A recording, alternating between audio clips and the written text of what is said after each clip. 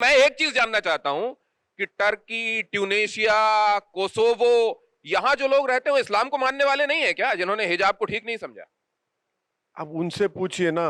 भारत के संविधान में जब आप एसेंशियल प्रैक्टिस का टेस्ट ला रहे हैं, तो एसेंशियल प्रैक्टिस के टेस्ट में अगर आप सिखों को टर्बन पहनने का इख्तियार दे रहे हैं, तो मेरा मानना यह है कि कोर्ट के सामने जब ये बात जाएगी और जब कुरान की वो आयत को, सूरे नूर की, सूरे अल हुजरात की आयत को सामने रखा जाएगा, कोर्ट को मानना पड़ेगा।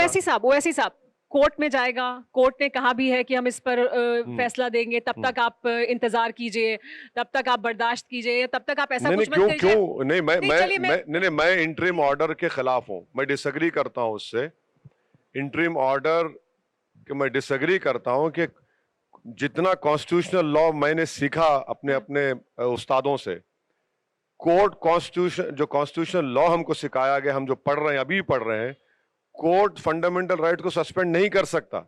मैं डिसएग्री करता हूं इस इंटरिम ऑर्डर के ऊपर। नहीं, पर फंडामेंटल राइट में अगर स्कूल का यूनिफॉर्म है या स्कूल का ड्रेस कोड है, तो वो स्कूल का ड्रेस कोड आपको पहले उस पर आपत्ति दर्ज करनी चाहिए थी। एक मिनट सुनिए मैडम, वो बच्चियां बरसों से 6 लड़कियां हिजाब पहन रही हैं, स्कूल ने नहीं रोका उनको, कभी नहीं रोका, अब रोक रहे हैं। हाँ, क्योंकि उन्होंने इन्वोक किया है। अब नहीं, अब रोक रहे हैं। और दूसरी बात ये सुनिए, मैं शुरू में ही आपके सवाल में कहा कि अगर मेरी बेटी स्कूल को जाती है, कॉलेज को जाती है, तो संविधान डेड नहीं हो जाता।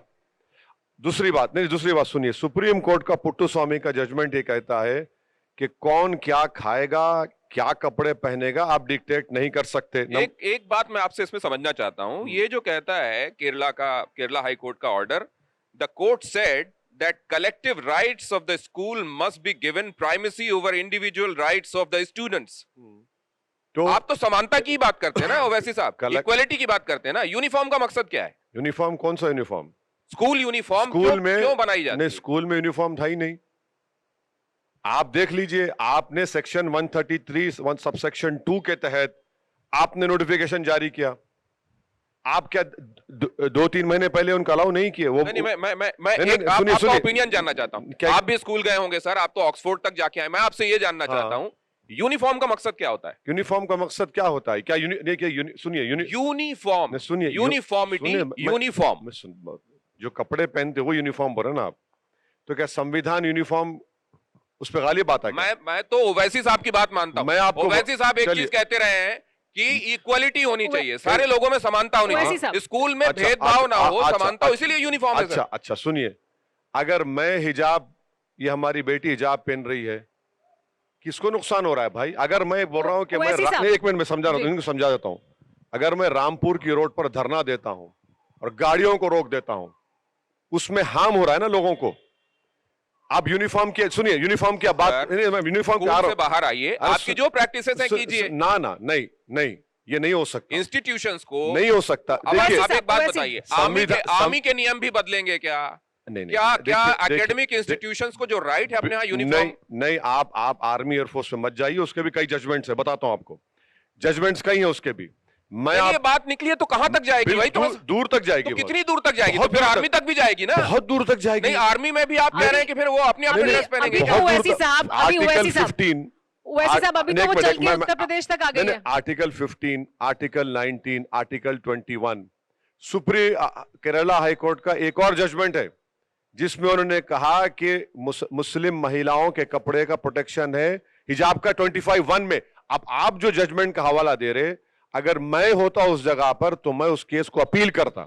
मगर एक और आपको जजमेंट का हवाला दे रहा हूं सुप्रीम कोर्ट का, ये आपका है, सुन लीजिए थोड़ा मैडम। नहीं, तो आप ये कह रहे हैं कि आर्मी तक ये बात जाएगी और सब जगह लोग अपने अपने कपड़े अपने तरीके से रहेंगे। आर्मी की बहस आप कह रहे हैं वो दूर तक जाएगी, तो कितना दूर तक जाएगी? आर्मी तक जाएगी आप कह रहे हैं। एक जजमेंट है सुप्रीम कोर्ट का, नलसा वर्सेस यूनियन ऑफ इंडिया 2014 का। क्या कहा सुप्रीम कोर्ट ने?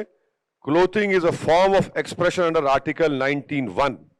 केरला हाईकोर्ट का जो मैं जजमेंट कह रहा हूं, उन्होंने कहा कि scarf is protected under article 25(1).